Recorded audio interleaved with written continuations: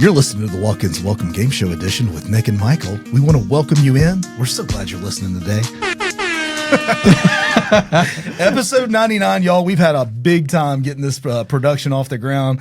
I remember where it first was, where it is today. Now today, we're just going to have some fun on episode 99. Before we do whatever we're going to do on 100, I'd like to plan something fun for that. I'm sure we will. Yeah, we're trying to figure out something fun for 100. But I'll tell you this, though. We found out this week that we've been added to a site. We have Master Clinicians. Yeah, so masterclinicians.com. Just do a Google search for Master Clinicians. I'm going to be doing an episode about Master Clinicians with Dave at Master Clinicians. Nice. So we're going to bring them on board. It is not paid. We don't do paid sponsorships. It's not a paid program, but we believe in what they're doing, and we'll talk a little bit about that. Today we're just going to have some fun, though. I put together a game show style true or false episode for us today, to where I'm going to quiz Michael. And this is straight up pop quiz. He has not heard this. I haven't heard this. I'm a little nervous because I'm terrible at pop quizzes, because I usually know the answer, but I always choose the wrong answer. And I almost never know the answer, and I just answer C for everything. But this is true or false. That's kind of fantastic. It is. I do. Like I hated the ACT in high school and SAT. You know what's funny is, I barely made it through high school, and I mean that. Like, I just didn't care. Yeah. And I made a 98 on the ASVAB if I wanted to go into the military. Wow. So what'd you do on the ACT? it's like a 16 or an 18 or something. Yeah. But the ASVAB is a totally different thing. Like, it doesn't say choose the answer. It says, how does this work? And you know me, man. I operate in like coloring areas, pop-up pictures. I can explain what's going on. I just can't ever choose the right answer, especially if they look alike. Yeah, I think the best I got in my ACT was a 23. Yeah, but you're smarter than me. Yeah, which is why you're answering the questions. But like in my little world at that point, that was really bad because all my friends were doing like 28s and 30s. Right. I'm just like, I got a 23, but I don't know. And here you are, VP of Operations of the most successful digital marketing campaign agency for clinics. Well, you got a button for that? Because I botched it. Yeah, okay. There it is. I wonder how many times we're going to hear that today. Well, look, let's get into the episode. I've put together a list of 10 questions, and here's what it is. HIPAA-compliant digital marketing, true or false? Simply put. Like, can you do this or can you not do this? Is this true or false? And let us preface this. We are not legal counsel. This is not actual advice. This is just for fun and recreation. Yes. We are not saying this is 100% true or false, because we are not making ourselves liable for this information. Yeah, you need to go do your due diligence. With that being said, though, if you're on the treadmill, if you're walking your dog, if you're driving down the road, just shout out in your own space, true or false, okay? If you're in a meeting that you don't want to be in, yell it out even louder. And I'll say this, if you got them all right, here we go. If you get them all right, email us, and we'll send you a gift card. I love it. We'll buy lunch. We'll buy you lunch. Okay. Hello at pastrycaremarketingpros.com. Send us an email and tell us you got them all correct, and you'll get a gift card. I love it. Yeah, we'll send you a gift card. All right, here we go. But you got to show us the evidence. Ooh, we're going to get so many things that we can't prove coming in here. That's going to be great. Whatever. I'm Side note, you also have to give us a rating. I may cap it at $1. I'm just kidding. Dollar menu. You didn't say what kind of lunch. Yeah, that's right. All right, here we go. Are you ready? Question number 1 on our true or false HIPAA-compliant digital marketing. Lord. Okay. True or false, it's permissible to use patient email addresses for email marketing without prior consent False. as long as the content is healthcare related. False. That is false. Because you have to have consent. Consent is generally required to use patient email addresses for marketing purposes, even if the content is healthcare related. Here's the way to get around that. Okay. Do you want to do it? How do you get around that? When you collect their information, you have to put a disclaimer that they have to check the box that says, I give my consent to use this for marketing related purposes. Right. Right. That's it. That's how you get around so it. You can't do it without them knowing. Gotcha. Right. This is without them knowing. Gotcha. With them knowing is a completely different animal. That's fascinating. So that little box that you put on the bottom of your intake or your iPad or whatever that says I consent to receive email and SMS messages, that's how you get past that compliant. And it's worth noting about compliance. A2P compliance with SMS requires a acknowledgement of having a message. So, or like they check the box. Something's in there, right? Because they'll require it. That's not even HIPAA related. That's right. It's becoming the new thing. People need to acknowledge that they're going to get a message. Period. It's going to happen. If you notice, and we're like, what are you talking about? Chances are you have seen fewer spam texts lately. It's because A2P compliance is a thing now. It was just funny. I have received so few spam texts, but I'm getting a ton of spam calls now, leaving voicemails. That's funny because I'm getting more text messages than ever. Really? I really am. So it's like, what is this? Well, you remember I've got a meeting on Monday. Oh, yeah. That was from a text message directly to my Well, phone. he probably got certified, right? Like, that was a real person. Well, all it's doing now is saying, hey, I'm checking this box, and now I'm compliant to do it, so I'm going to... I will say my complaint, though, that's compliant, but then my phone still says, this might be spam. Yeah, well, that's okay. Yep. Anyway, next question. Number 2. Ready? True or false? Okay. Online chat features on healthcare websites must be HIPAA compliant if they are to handle any protected health information, PHI. True. Like, yes, that has to be compliant. That is correct. It's true. Online chat features must handle PHI, or that handle PHI must be HIPAA compliant. Does that mean that you can't have a chat on your website if it's not HIPAA compliant? You can have a chat for sure, but if they start revealing, you're open up your Pandora's box. If they start saying, well, I have a broken ankle, here's my contact info, because they had to put it in probably. So at the end of the day, we know in HIPAA compliance world, if I can tie a name to an ailment, that you're breaking compliance at some level. So here's my recommendation to get not around it, but to have a functional chat that makes sense for your website that's going to save you time, money, and energy for your front desk is to make it a bot style chat. Predefined, yeah. Preset questions and answers, the things that your front desk is always answering, like what's the address or do y'all have appointments available? All of that can be preloaded into a bot that does not require you to capture any of their information. And you can lead it to a scheduler like a Clockwise or a Solve Health, right? And then if you're gung-ho, like I want to chat with these people before they come to my doctor's office, then you have to have a BA agreement with your web chat company, all the things, because if they can access your chat features and say, well, Joe Bob here had a issue with his liver and we know everything and you made an appointment for him, well, if there's no agreement in place, you are in trouble. That's right. All right, number 3, true or false? Targeted social media ads such as Facebook, Instagram, TikTok, social media ads that use PHI, personal health information, to reach specific demographics are permitted under HIPAA without patient authorization. Permitted? It's permitted without HIPAA. I don't see how it would be. Without patient owner. False? It's false. It's false. false. Okay. Yep. So I will always err on the side of cautions, even with our clients, Michael, because we have a lot of urgent cares that we work with. One, I don't want them to provide their patient information to me anyway. Period. Like, right? we don't need to know what's going on there. Yeah, exactly. I mean, Facebook's not going to say, if they mention flu on their post, you can target. They don't do that anyway. Well, I have gone into our Google Drive and I have certified it HIPAA compliant through Google. Yeah. Right. So even though you can technically put your patient list inside of our Google Drive folder as a client, we still don't tell you to do that. Or actually, we recommend you don't do that. Well, and if you give us anything about patients, we only know their contact. We don't know what happened to them. That's right. At all.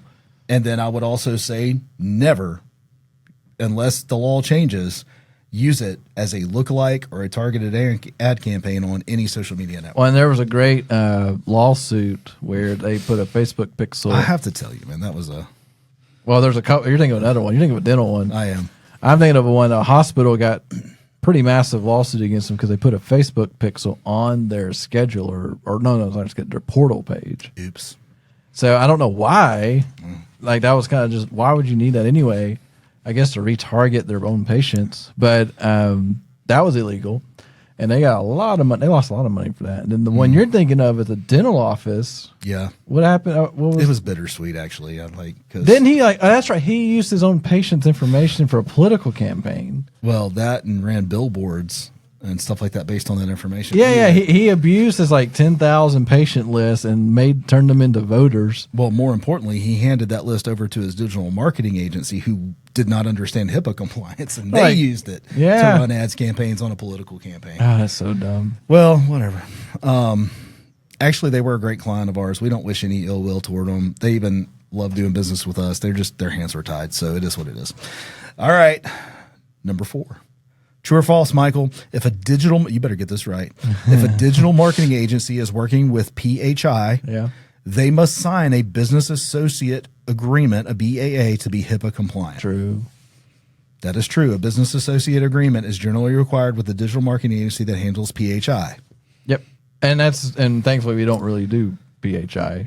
I can't really think of a need to do that unless you're doing mailers, but it did say digital marketing agency, not traditional marketing agency. And at the end of the day, if you're not sure, go ahead and get one. That's right. With your agency you're working with. But we will sign them. Happy to sign them. Yeah. But the reality is, if you're handing them anything that can connect the dots, that's all I always say. If I can say Bob had that issue at some point, or Bob didn't have an issue, but he got treatment at this place, and this was the treatment. Goes the same thing in reviews. Now, if they put on their own, that's the thing we talk about Google reviews all the time, and it's one thing the patient say, "Hey, thanks for fixing my leg." Mm-hmm. You can't really acknowledge what you did for them. You can't say a thing. You just say, "I'm so glad you had a great experience." Yep. Just fall back to our episode when we were talking about HIPAA compliant review responses. Mm-hmm. That's a pretty good general rule of thumb. All right, number 5, Michael, true or false? Retargeting ads for medical products, which are shown to users based on their browsing history, are always HIPAA compliant. Nah, I doubt that. The word that gives it away is always. Yeah, I was saying there's nothing absolute in digital. There's not. So that would be false. Retargeting ads using PHI would generally, not always. That's the caveat, right? Mm-hmm. Generally require patient authorization to be HIPAA compliant. And again, your intake form is a checkbox. As long as you can pull up their person, John Doe, and that they checked that box and you save that on file, you're good to go. You have satisfied the HIPAA compliancy there. That's the word I would say it. All right, number six. Ready? True or false? Michael, healthcare providers can freely discuss patient details. This is so obvious. Healthcare providers can freely discuss patient details over social media platforms if it's for marketing purposes, as long as the patient's name is not mentioned. I don't even see how that would ever work. Okay, we haven't answered it yet. But don't. So I'm just thinking, you said you don't know how it would work. Hey, we had a patient come in today that had a broken leg, and we were able to help them get that set, get feeling better, and out the door. You have a picture of them like smiling with their thumb up. That cast worked for me. This is not a real actor. Or a child came in and they had a laceration, and you were able to get that thing glued up real well or stitched. And that's another side thing for the love. If you're going to get photos in your office with patients involved, please get them to sign something. Consent.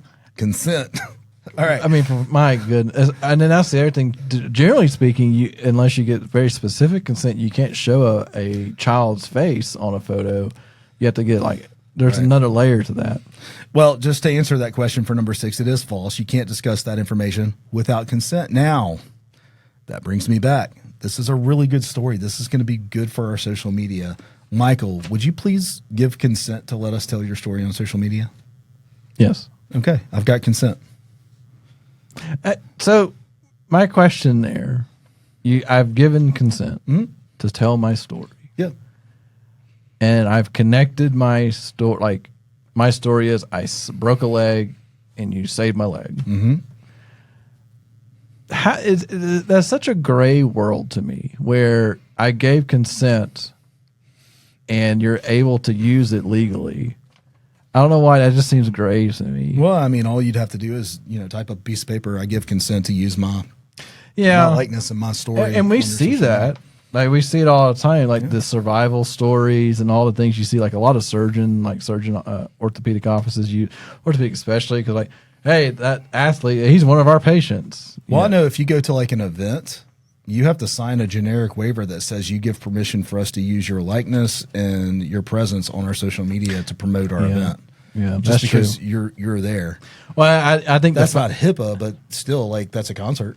I think the funniest consent / you signed up for something you didn't know is when you get a parking garage ticket, and at the bottom it says you've been now underneath our insurance whatever policy and you can't sue us. Blah blah blah blah blah. You ever read the back of one of those? No. So next time you get a parking garage ticket, a little voucher, read the back of it. And also, and that fancy parking garage I told you about a couple of weeks ago. Yeah, that was so cool. That has the little lights that are active. The spot is available. And then it also scans your license plate going in. So when you leave, it already, you don't have to have a ticket. It recognizes your tag. That's pretty cool. It was cool, but confusing. I still like technology, man. I know. I think it's fun. Number 7, true or false, using de-identified patient data for digital marketing initiatives is generally acceptable under HIPAA.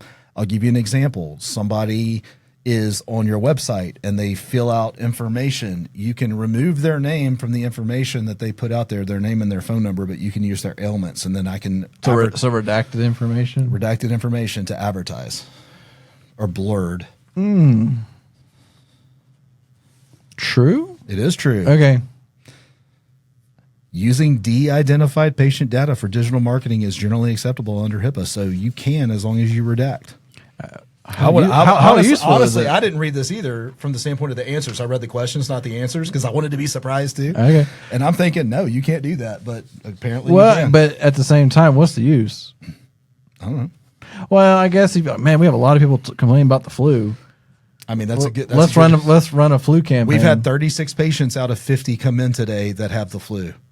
Don't have names to them. Don't have numbers. We just that's know the redacted ailment. information, and I'm talking about the ailment, and it actually happened. Those people came through the door. Yeah, you can talk about that under HIPAA compliance.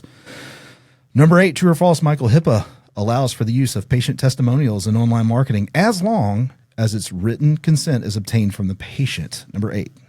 Do you want me to read it again, or are you good? True. It is true. Patient testimonials can be used for online marketing, but you do require that written consent. Do not put a testimonial up there without the consent of your patient. So, but then that gets kind of blurred out when you have somebody openly give you a Google review. I think that's different because you're not using that for marketing. It just becomes marketing. Yeah. That's like somebody spray painting their ailment on the side of your building. So here's the question. So they posted it, and I don't have the answer to this actually. So audience, do you have this answer? They post a Google review. It's a great review. Fantastic. You want to take that Google review, screenshot it, and put it on your social media and promote it. Is that HIPAA? And you did not get the consent beyond any, you didn't get a consent. I would make the argument that consent was given the minute they wrote the review. That's the gray area, right? There's no actual checkbox. I think an attorney would do that too. I think an attorney would be like, you willfully gave that. I wonder if there's something inside of Google reviews when you post that there's a little disclaimer that none of us pay attention to. I'll go to the doctor and then I'll leave a review and I'll let you know. No, but seriously, I have no idea. I'm kind of curious now. Yeah.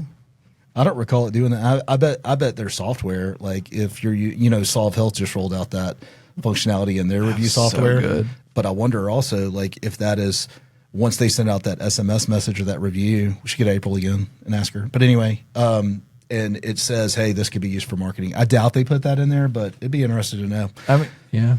All right, number 9, true or false? Search engine marketing. That's Google Ads for those of the uninitiated. Or SEO in Google Ads. Or Bing. Or whatever. By the way, if somebody says, I'm going to make somebody upset on this. If somebody says, hey, we do SIM, don't buy from them. If they say we do SIM, what do you mean SIM? Search engine marketing, don't buy from them. That's not what the industry calls it. That's what salespeople call it. Don't buy SIM. Sorry, I have a beef about that. Okay, don't buy SIM. Your PSA for the day has been don't buy SIM. But it does stand for search engine marketing, which is all things search engines. That could be the art of getting found on Google organically. They could be running ads on DuckDuckGo. Yeah. But at the end of the day, if somebody says SIM, please don't do it. All right, true or false, Michael? Search engine marketing campaigns for healthcare services must avoid using PHI without explicit patient consent to be HIPAA compliant. Repeat that one. Search engine marketing campaigns for healthcare services must avoid using personal health information without explicit. That is true. True.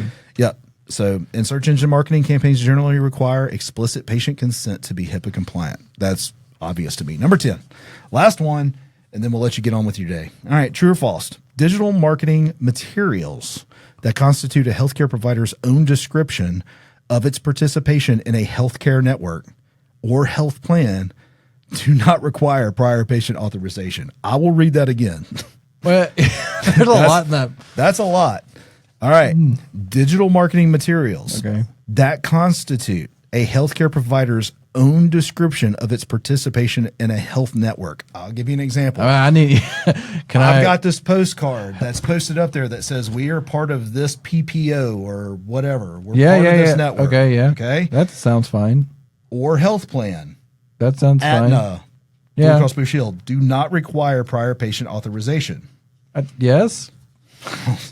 True. Okay. You don't need to do. Healthcare providers can generally describe their own participation in a health network or plan without prior patient authorization for marketing. Here's the only reason I think of that, Michael. AKA, like we accept Blue Cross. Yes, and that would, by saying that you accept it, and that patient goes in there because you accept it, they're disclosing their healthcare coverage in a roundabout way. That's it's so gray. That's so funky. But you know what that tells me? HIPAA is looking for ways to shut you down. Well, and I think so. We had an episode a while back with Ron Shue that talked about HIPAA compliance. Ron Shue is with SIP Oasis, and he does HIPAA compliant IT. Yeah, go ahead. Sorry, and he does not sponsor us. He's awesome. But anyway, awesome. I agree. That kind of goes back to, like he said, it's not perfection, it's progress. That's right. At the end of the day, HIPAA compliance is never going to be perfection. It's just progress, showing that you're doing your due diligence, doing the right things.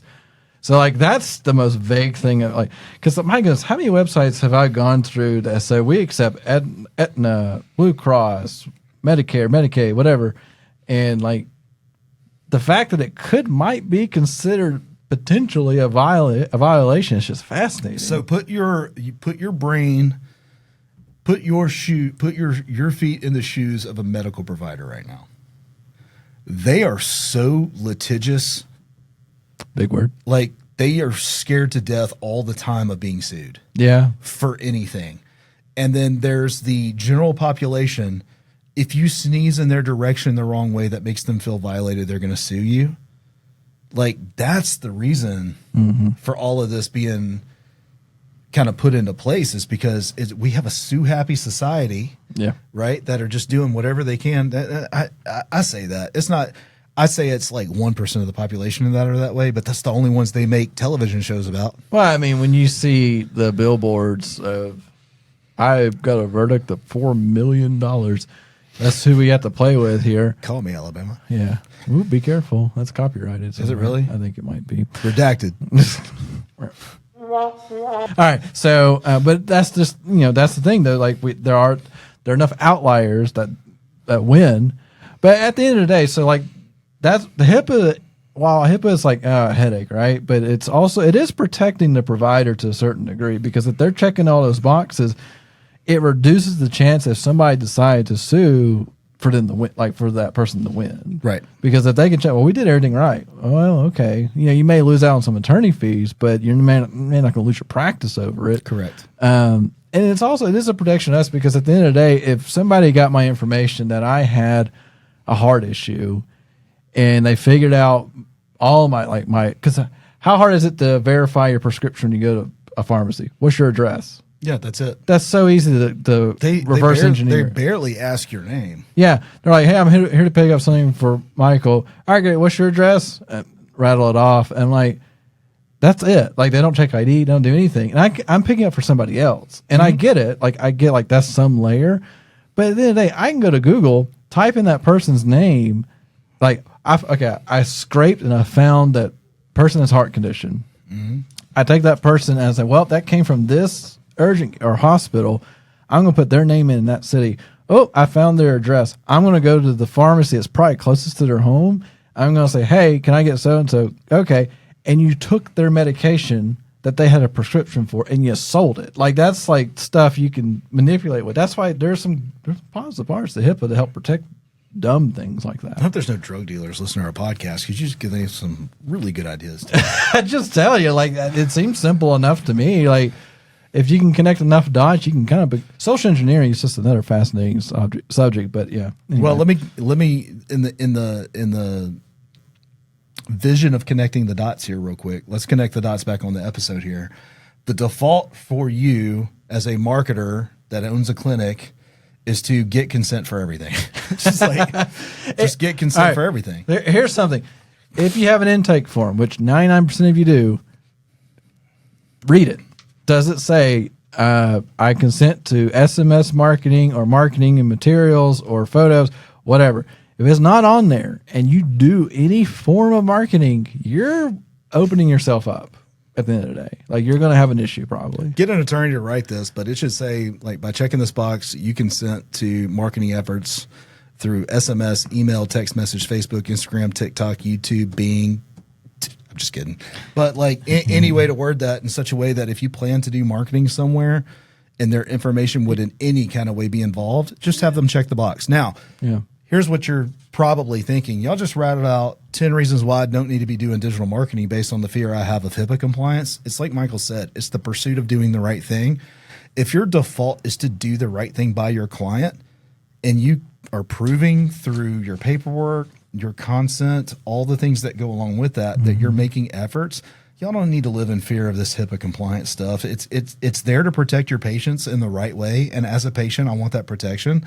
But there's also ways for you to do it the right way so that you're protecting yourself as well. So I wanted to make sure, yes, you want to do digital marketing, but also, yes, do it the right way. Well, and at the end of the day, if you really just like, I'm not sure, go look at your national competitors, see what they're up to, and you'll probably find out real quick where some of these areas are that you can and can't do. But at the end of the day, we're not here for legal advice. Seek your own attorney to get all this done for you properly. And if you have somebody that works in HIPAA compliance, make sure they're involved and don't just check boxes to check boxes. Because at the end of the day, if you don't know what you're checking, you're going to hurt yourself at some point. Awesome. Well, look, I hope this was good information and fun for you. I had fun playing the True or False game. We'll do another one. Yep. In the near future. I got 10 out of 10. Yeah, you did pretty good, man. And you did better than I would have. But anyway, y'all go out and crush it. Have a great week. What you do matters. We look forward to our next 100th episode. Bum, bum, bum. All right. See ya.